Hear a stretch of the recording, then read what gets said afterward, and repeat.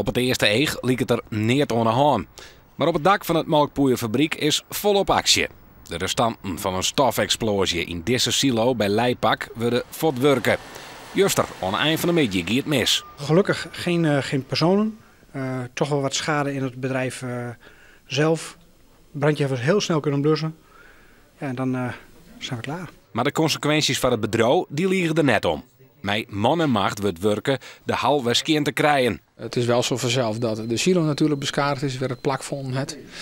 Daarnaast is het gebouw op bepaalde plakken wat verzet. Dan moest denken aan bijvoorbeeld bepaalde tussenwanden en tussenmuren.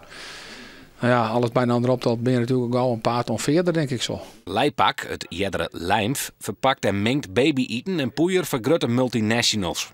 Zo'n begin dit hier had een Chinees bedrijf mij vanwege de melamine-affaire een meerderheidsaandeel. Het tal verste meiwerkers verdubbelen om het haast 80.